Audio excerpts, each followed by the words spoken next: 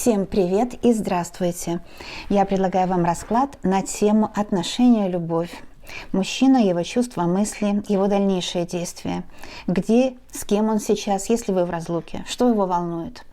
Если вы вместе, что его волнует, в любом случае важно посмотреть, потому что от этого зависит то, как он будет действовать. Здесь у меня цыганские карты, давно просили люди сделать на цыганских картах. И, конечно, желание моих подписчиков для меня закон.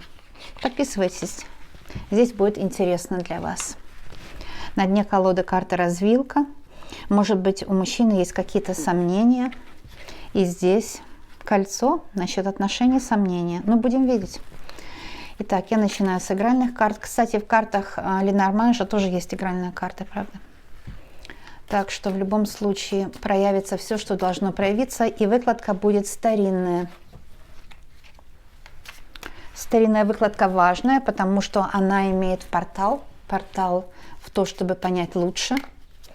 Итак, что в мыслях у мужчины? У вашего мужчины, если вы его загадали, да? У вашего мужчины. Можно загадать его запах, его голос или вообще просто послушать, что в его мыслях. Здесь будет, что его тревожит и мучает. Это вторая позиция. Третья позиция, что ему препятствует. Четвертая позиция, что мешает его планам.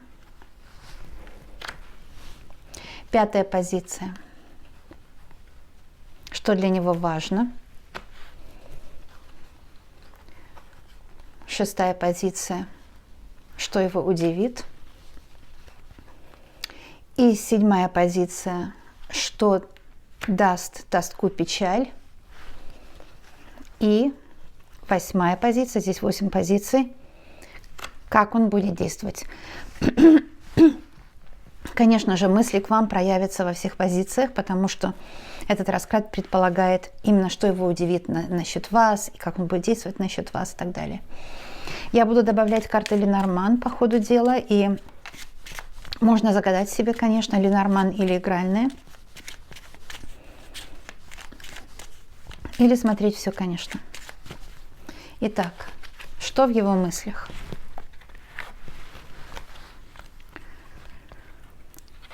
Червовый король, десятка треф и девятка треф. Угу. Ну, мысли у него не совсем простые, да? Потому что трефовая масть – это деловая масть или семейная. У некоторых проиграется, что мужчина думает сейчас о своих семейных делах и хочет их решить. Он, может, вам пообещал, что он что-то решит, и он действительно хочет это решить и будет решать. У некоторых проиграется, что он на работе, потому что трефовая масть – это как деловая масть, так и масть семейная. Может быть, он на работе, может, он решает какие-то дела. Но то, что он сейчас по-деловому настроен, это точно, потому что две деловые карты. Девятка трефовая – это сердечная привязанность, может быть, к вам. У него в мыслях сердечная привязанность к вам. Или зависимость вообще от человека, от женщины, от человека, или какая-то зависимость. Врагоголик, например, да, вот это может быть. Десятка трефовая часто это просто деньги, это какая-то прибыль. Мужчина хочет добиться прибыли. И если вы загадали его как человека, который вас любит, вы любите его, это червовый король, то это касается именно его очень сильно. Если червовый король проходит у вас как какой-то другой человек, не мужчина, которого вы загадали, то сейчас он может разговаривать с кем-то о делах, его мысли о делах, его мысли о деньгах, о прибыли. И тоже, еще раз повторю, девятка – это какая-то привязанность, какая-то зависимость. Иногда, кстати, бывает от другой женщины, но может быть зависимость и от вас. То есть он хочет, может быть, сделать вам удачную жизнь, удобную жизнь, и для этого он ведет переговоры с кем-то, чтобы, может, заработать, или здесь о наследстве идет спор, но что-то вот такое. В мыслях его много дел, у него много-много дел. Добавим карты Ленорман. Видите, Это может быть вы поссорились с ним, это карта плетки. Или может быть здесь мастер номер 11, у него 2 направления в жизни есть. И он оба эти направления хочет решить, хочет где-то добиться какого-то результата. Ой, думает о вас, конечно, да, думает о вас, смотрите. Хочет встретиться и мечтает о том, чтобы вам угодить. Бубновая шестерка, это, конечно, скорая встреча произойдет. И трифовый валет, интересная карта. Вообще трифовые вальты всегда это хлопоты, заботы, поиск пути. Может быть, это мысли какие-то, связанные с тем, чтобы найти решение на какой-то вопрос. Да? Ну, конечно, трифовая масть опять, видите, два раза повторилась. И трифовый валет это часто какие-то хлопоты. Он чему-то обучается, у него какие-то есть деловые переговоры. Да, деловые переговоры, так оно и есть. Обе колоды это показали. Но вы всегда у него в мыслях. Несмотря на то, что у него, может, какие-то деловые сейчас переговоры, вы у него в мыслях постоянно находитесь. Потому что вы вышли в этом первом, позиции в этой первой. Да. Кстати, позиция это вопрос, а не вариант. Так что так, это была первая позиция старинной выкладки. Вторая позиция у нас, что его тревожит и мучает. Ну, смотрите, любовный вопрос, да. Любовный вопрос его тревожит и мучает, потому что все красные карты, 9, 10 червовая, конечно, любовный вопрос. Надежды, интересы, планы, чаяния, все вот это, весь этот вопрос его волнует. Любовь с вами, может быть, даже и свидание, может быть, даже его старание. Он хочет привлечь любовь.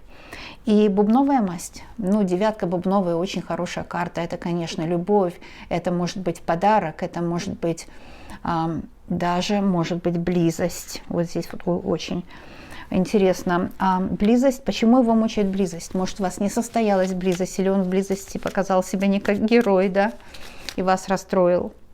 Ну, в общем, близость его мучает, или он страдает, скучает, страсть, скучает. Поэтому мучает. Я посмотрю 3 карты Ленорман, если вы выбрали эти карты или смотрите дальше. Ой, да, он мужчина, медведь, букет, кольцо, ух ты. Что его тревожит и мучает? Вопрос женитьбы. Может быть, он хочет сделать предложение, еще не сделал. Или же это другая какая-то женщина, может быть, треугольник. Но он кого-то очень любит, скорее всего, конечно, вас. Потому что букет часто это вы, это ваша красота, его желание к вам. Букет вместе с медведем, конечно, это страсть, очень сильная страсть. И желание угодить, потому что кольцо вообще-то выполненное обещание, это желание угодить. Ну, рассмотрим немножко игральные карты. Итак, туз трифовый. Туз трифовый всегда говорит о какой-то встрече на стороне, то есть кафе, бар, ресторан, парк, сад, лес, что-то вот такое, то есть встреча в каком-то казенном доме и деловые какие-то вопросы. То есть, что его тревожит, мучает? Может, деловые вопросы, связанные с подарками судьбы, связанные с деньгами, связанные с какими-то удовольствиями, развлечениями. Но дама пиковая – это может быть женщина другая, с которой он встречается, может, его начальница. И здесь у нас еще есть и карта медведь, которая характеризует мужчину. Он хочет решить то, что его мучает, и то, что его тревожит. Он хочет решить все дела. Потому что тоже, ведь у нас здесь, видите, десятка, да, десятка треф, ух ты, десятка треф его волнует и мучает, да, десятка треф опять деньги и прибыль. Деньги и прибыль. Десятка треф у нас уже проходила. Вот эти вопросы его тревожат и мучают. Понимаете? Вот в чем дело. Итак, следующая позиция, вот это. Есть ли у него какие-то препятствия? Препятствия. Бубновая дама может быть препятствием у него. Или же какой-то удар он получил от бубновой дамы, какую-то неприятную новость он получил от бубновой дамы, да? А потому что туз – это может быть удар, плохая компания, может быть выпивка, даже проклятие, кстати, бубновой дамы. Какие-то переживания, стресс, сильный стресс. Сильный стресс, вот ему препятствует этот стресс. Да, кстати, когда человек под стрессом, он не может думать, не может думать. И еще одна пиковая масть, это 9 пик. Конечно, может он болеет, это болезнь, и это любовная болезнь, может быть, к бубновой даме. Если вы бубновая дама, то к вам. любовная болезнь, привязанность и, может быть, даже несчастная любовь. Вот это, что ему препятствует, да. Несчастная любовь какая-то, да. Посмотрим здесь. Видите, в доме одиночество. Дом, башня, башня – это одиночество. И вот карта звезда очень хорошая.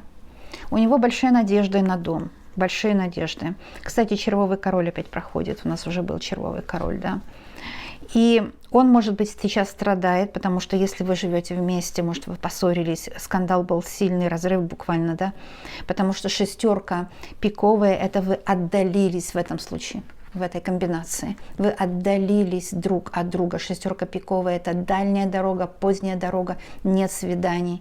Или даже с глаз, кстати. Шестерка пик может означать с глаз. На мужчине может быть с глаз. И поэтому его мечты никак не реализуются. Да, такие дела. Смотрим следующую позицию. Что мешает его планам? Что мешает его планам? Какая-то змея, восьмерка трифовая. Это разговоры, неприятные деловые разговоры. Может, начальник что-то ему указал на что-то. Неприятные деловые разговоры. Да, это то, что ему мешает его планам. Семейный вопрос. Может быть, неудовлетворенность в семье, нет взаимопонимания, договоренности между домашними. И он надеется, что это как-то устроится, потому что здесь какое-то свидание в доме. Семерка червовая – это свидание. И еще одна червовая масть. Что мешает его планам? Вот у него какая-то такая смесь. Деловые разочарования и любовные надежды, да. Потому что еще и восьмерка червовая – это, конечно, разговор о любви, сердечная какая-то привязанность к вам. Надеяться на свидание, надеяться на близость даже.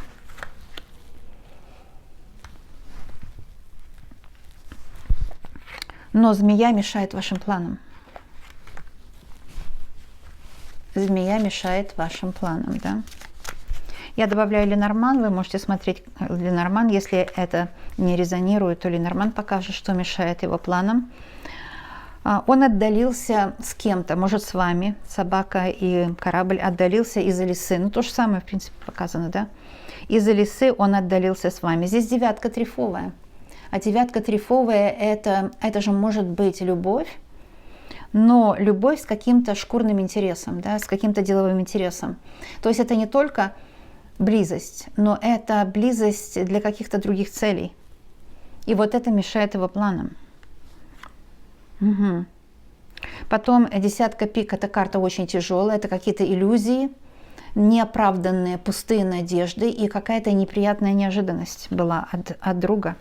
Какая-то неприятная неожиданность. Он надеялся, что будет вот так, а получилось по-иному. И, конечно, здесь десятка червовая – это то, что он надеялся. Надеялся на любовь, на интерес у него был очень сильный. Любовные планы и надежды. Но интерес не оправдался.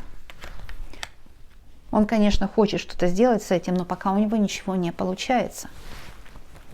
Следующая позиция. Что для него важно? Что для него очень важно вот сейчас, да? Итак, ну, бубновые хлопоты, конечно. Хлопоты, кстати, они увенчаются успехом, потому что король это, да? Король бубновый. О деньгах. Может быть, деньги, может быть... король часто бубновый говорит, что это он. Это он, бубновый король. Кстати, здесь у нас проходил уже по игральным картам. Но по Ленорман бубновый король, по-моему, проходил где-то, да? Вот, червовый король проходил. Так что, нет, бубновая дама проходила. Вы пара, конечно. Он бубновый король, вы бубновая дама. Но мешает какая-то разлучница, потому что пиковая дама. Это не у всех проиграется, но у некоторых такое может проиграться, да. Ему мешает какая-то дама. Это может быть вплоть мать, дочь, бывшая. Или же он сейчас в треугольнике с кем-то. Но мешает дама его планам. Потому что дама что-то делает не так, как нужно. Восьмерка пик здесь. И восьмерка пик, это может он имеет от нее зависимость, она ему нужна для каких-то других целей.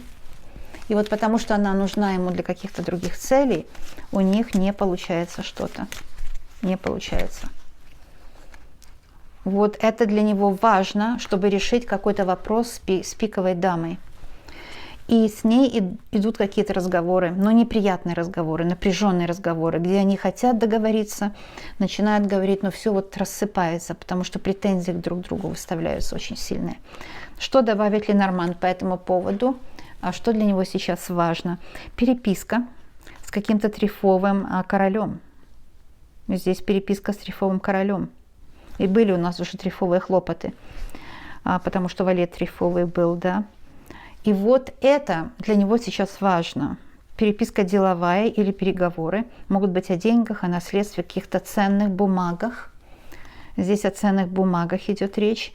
И какой-то трифовый король ему дал неправильную информацию. Потому что туча – это ложная, неправильная информация. И он просто не знает, что с этой информацией делать. Да, вот здесь видите.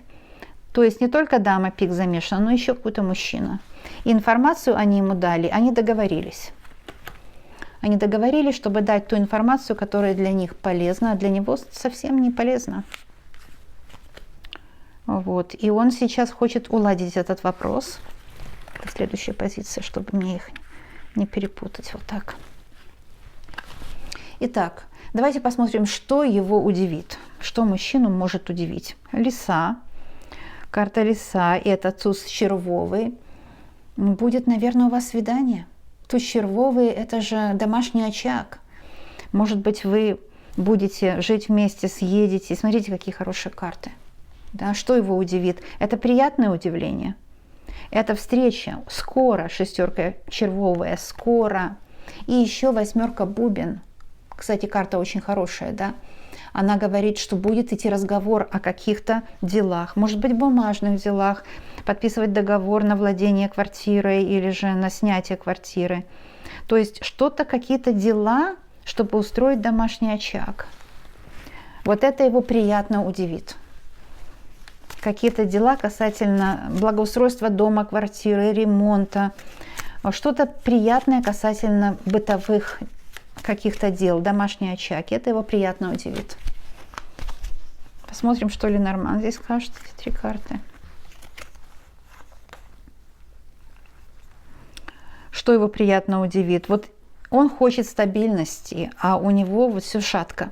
Потому что карта развилка, это у него шаткое положение сейчас.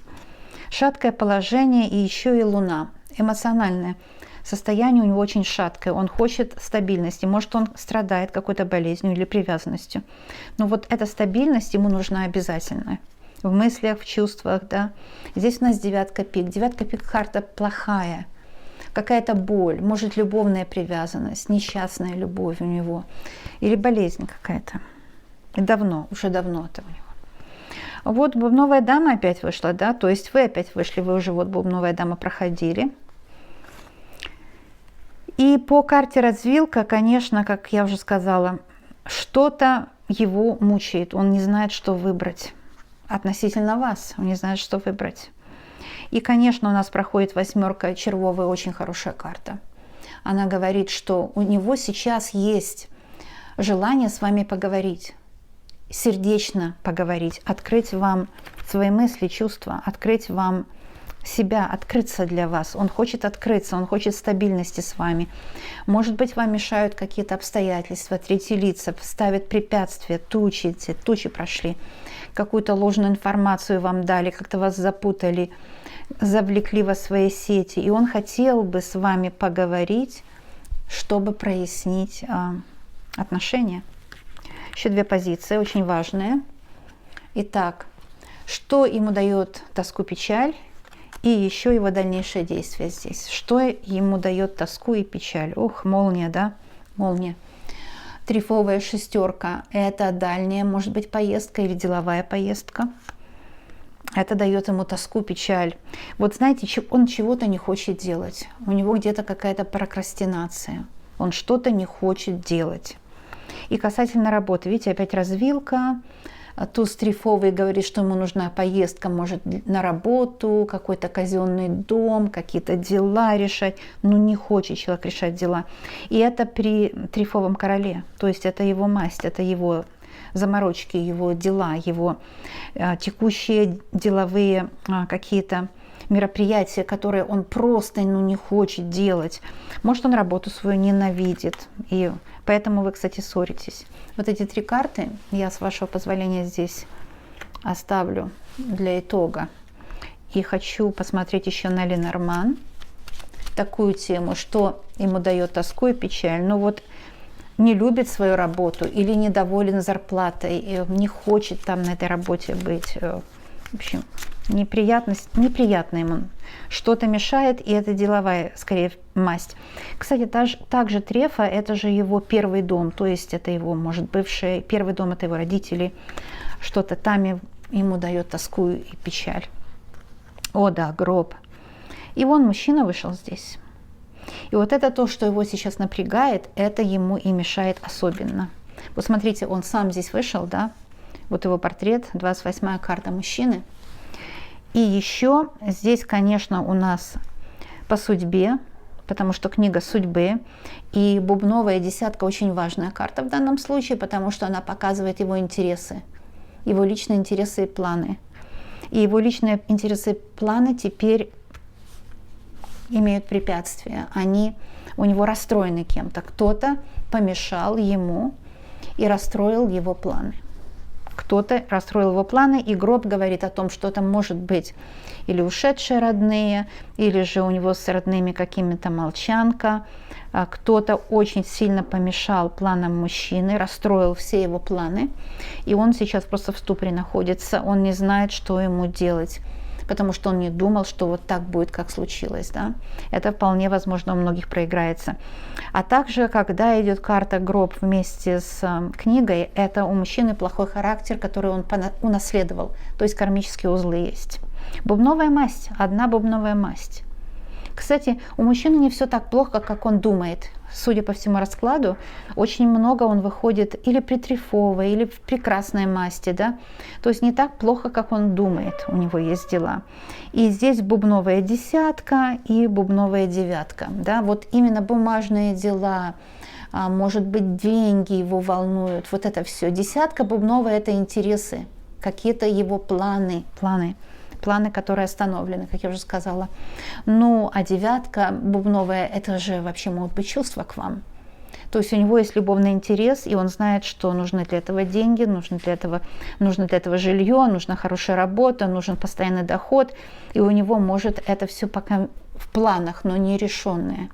А поскольку у него все это нерешенное, он волнуется, комплексует по этому поводу очень сильно, закрывается по карте гроб, не понимает, что происходит, развилка и тучи, не понимает, что происходит вообще. Да. Вот так может быть вполне. Итак, вот здесь его дальнейшее действие, очень важная выкладка. Встреча с ним будет. Валет бубновый, хорошая очень карта. Это карта хлопоты касательно бумаг, денег, встречи, подготовить встречу. Ну, здесь всадник еще. Это очень счастливая карта. Он будет искать встречи с вами, да, будет искать встречи. Карта коса вот здесь выходит, и еще бубновая десятка опять. Видите, повторяется в этой выкладке бубновая десятка. Так что мужчина действительно хочет устроить какие-то дела, у него есть интерес к вам, у него есть планы на вас, но есть помехи. Семерка пик – это, конечно, серьезные помехи. Какие-то слезы, может, были с вашей стороны, печали, может быть, сказанные с его стороны или с вашей стороны обидные слова, огорчения были какие-то. Не было свидания, запланировано, но не произошло. По вине других лиц или же по вине обстоятельств у некоторых проиграется. Но свидание в прошлом не состоялось. Но здесь еще есть одно свидание, которое должно состояться. Его дальнейшее действие, что он будет искать с вами встречи, я вижу здесь. Чтобы высушить ваши слезы, можно сказать, да? Он будет стараться высушить ваши слезы и доказать вам свою любовь на деле. Ну, это я так вижу. Что скажет еще Ленорман вот по этим картам? Ребенок, змея. Змея уже была и ключ. Ух ты. Да, змея опять. Змея хочет помешать планам. Это какая-то новая змея, может быть. Это какой-то, может быть, новый человек. Или же змея его дочь или ваша дочь, или сын. То есть, да, дети часто мешают, конечно, мешают взрослым. Ну, там идет борьба поколений, в этом нет ничего плохого. Просто если очень близко подошли друг к другу, да, к этой змее вам просто близко не нужно подходить. Но ключ хорошая карта. Она говорит, что, конечно, змея хочет вам навешать замков, но у вас ключ будет, чтобы помешать ее планам, да. То есть в данном случае змея хочет забрать ключ, навешать замков. Видите, здесь замок. Вот. И какие-то новые препятствия вам устроить, да. Но я вижу хорошая карта, бубновая восьмерка. Бубна девятка, десятка, восьмерка. Бубна — это карта радости. Восьмерка, конечно, это разговоры о дальнейшей жизни, о делах, о бытовых каких-то вещах, которые нужно уладить. Но вот кто-то будет мешать, например, дочь захочет жить с ним, его дочь от первого брака, например. Это может проходить его мать, у которой свои планы, новые планы. Ну, в общем, какая-то змея хочет помешать вашим планам. Но я не вижу, что она сможет это сделать. Потому что здесь ведь у нас валет-пик. Валет-пик — это пустые хлопоты. Вот все ее хлопоты, чтобы вам помешать, они просто пустые. Понимаете? Полностью пустые хлопоты. Это то, что видно по этому раскладу. Трефовая дама какая-то, да, у нее есть план помешать, но вообще нормальный человек плохо не будет делать сознательно. Это если кто-то делает плохо и сознательно делает плохо, этот человек не очень здоровый ментально. Зачем вам такие люди, да? Вот. Но здесь я вижу, да, сознательное зло. Но это пустые хлопоты, потому что валет-пик — это карта именно этого, да, вот не нужно это никому, это выброшенное время. Это, кстати, вампир какой-то, потому что валет-пик — это часто какой-то энергетический вампир, который хлопочет ради своих интересов. Зря хлопочет, зря пробует, а вы зря переживаете, потому что ключ все-таки у вас есть. И встреча у вас будет, новая встреча. Да, прошлое или не состоялось, или что-то пошло не так в прошлой встрече, но я вижу, что будет встреча, потому что всадник мчится в будущее, да, поэтому. Ой, какой глубокий расклад получается. Когда мы делаем вот такую традиционную выкладку, да, мои дорогие, пишите комментарии, мне очень интересно знать, как у вас расклад проигрывается. Но мужчина и вы будете счастливы, потому что и вы, и он вышли. И вы, и он вышли, да. И между вами, да, много есть чего, много чего еще предстоит вам пройти, но счастье у вас будет. Это оберег ваш, пока я собираю расклад.